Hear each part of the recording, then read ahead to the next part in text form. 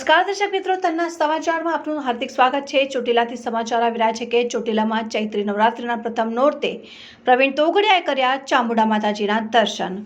વડાપ્રધાન નરેન્દ્ર મોદી ચૂંટણી પ્રચારમાં રામ મંદિરનો ઉલ્લેખ કરી રહ્યા છે, પરંતુ આ રામ મંદિરનો વિષય શ્રદ્ધાનો છે, ચૂંટણીનો નહીં, એવું કહેવું છે આંતરરાષ્ટ્રીય હિન્દુ પરિષદના અધ્યક્ષ પ્રવીણ તોગડિયાનું। પ્રવીણ તોગડિયા ચૈત્રી નવરાત્રિના પ્રથમ દિવસે ચામુંડા માતાજીના દર્શન કરવા ચોટીલા પહોંચ્યા હતા। ચામુંડા માતાજીના દર્શન કરીને તેમણે આશીર્વાદ લીધા અને જ્યાં મંદિરના મહંતે તેમનું સ્વાગત કર્યું। સાથે સાથે તેમણે ચોટીલાના થાન રોડ ઉપર વીર શહીદ ગૌભક્ત રાજુભાઈ ખાચરની પ્રતિમાને પુષ્પાંજલિ અર્પણ કરીને તેમજ રાજુભાઈ ખાચરના નિવાસસ્થાને જઈને પરિવારજનો સાથે પણ મુલાકાત કરી। આ દરમિયાન ચોટીલા AHPના પ્રમુખ અખિલ વિશ્વ ગૌ સંવર્ધન પરિષદના રાષ્ટ્રીય અધ્યક્ષ તેમજ અલગ અલગ જ્ઞાતિના આગેવાનોએ પ્રવીણ તોગડિયાને તલવાર તેમજ ગૌમાતાની મૂર્તિ અર્પણ કરીને શાલ ઉડાડીને પુષ્પોથી સ્વાગત કર્યું। ગૌમાતાને રાષ્ટ્રીય માતા જાહેર કરાય અને ભાજપમાં ગૌહત્યા બંધ કરાવવાનો કાયદો લાગુ થાય તે મુદ્દે ગૌરક્ષકોને તમામ પ્રકારની બંદી સહાય કરવાની પ્રવીણ તોગડિયાએ ખાતરી આપી। ચોટીલા પહોંચેલા પ્રવીણ તોગડિયાએ પત્રકારો સાથે વાત કરતા રામ મંદિર મુદ્દે કહ્યું કે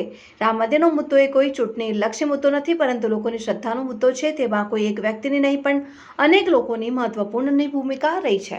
રિપોર્ટર મુકેશ ખક્કર, તન્ના સમાચાર, ચોટીલા। આંતરરાષ્ટ્રીય હિન્દુ પરિષદ રાષ્ટ્રીય બજરંગ દળ અયોધ્યામાં ભવ્ય રામ મંદિર માટે લાંબો સંઘર્ષ કર્યા પછી હવે હિન્દુઓનું કલ્યાણ અર્થાત હિન્દુઓની સમૃદ્ધિના મોટી યોજના બનાવીને કામમાં લાગેલું છે। આ યોજનામાં ભારતના ગામડે ગામડે અને શહેરોના મોહલ્લે દર અઠવાડિયે લોકોને એકત્રિત કરીને સામૂહિક હનુમાન ચાલીસા કરવા અને હનુમાન ચાલીસા કેન્દ્ર એક ગામના કે શહેરના મોહલ્લાના 100, 200, 300 હિન્દુઓની સુરક્ષા, સમૃદ્ધિ, સન્માન, સ્વાસ્થ્યની ચિંતા કરે। અત્યાર સુધી દેશમાં 13,000 હનુમાન ચાલીસા કેન્દ્ર ચાલી રહ્યા છે। ધીરે ધીરે એને 1 લાખ સુધી લઈ જવાનો પ્રયાસ ચાલે છે। સાહેબ, રાજકોટ વિધાનસભા ઉપર રૂપાલા સાહેબ અને ક્ષત્રિય સમાજ વિશે જે વિવાદ ચાલે છે એના વિશે શું કહેશો?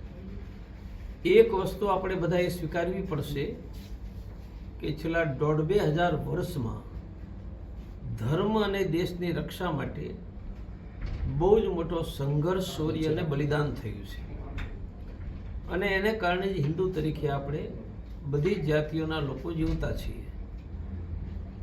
એવી પણ માતાઓ હતી જેણે પતિને યુદ્ધને મોકલવા માટે પોતાનું માથું કાપી આપ્યું અને એવી લાખો માતાઓ હતી જેણે પોતાના દીકરા કે પતિને યુદ્ધમાં મોકલતી વખતે તિલક કરીને આરતી ઉતારીને લડવા અને મરવા માટે મોકલ્યા।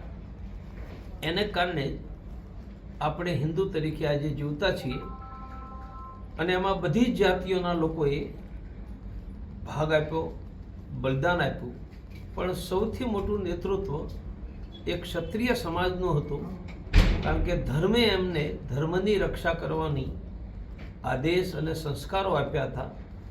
એટલે આપણે ધર્મની રક્ષા માટે આવડું મોટું બલિદાનનું ઋણ સ્વીકારવું જોઈએ। હવે આ વિવાદ લાંબો નહીં ચાલવા દેવો જોઈએ, એને શાંત કરવો જોઈએ। બધા જ દેશના જ્ઞાતિઓના લોકો ક્ષત્રિય સમાજનું ધર્મ અને દેશ માટેનું બલિદાન અને શૌર્ય સ્વીકારે જ છે, મનથી સ્વીકારે છે।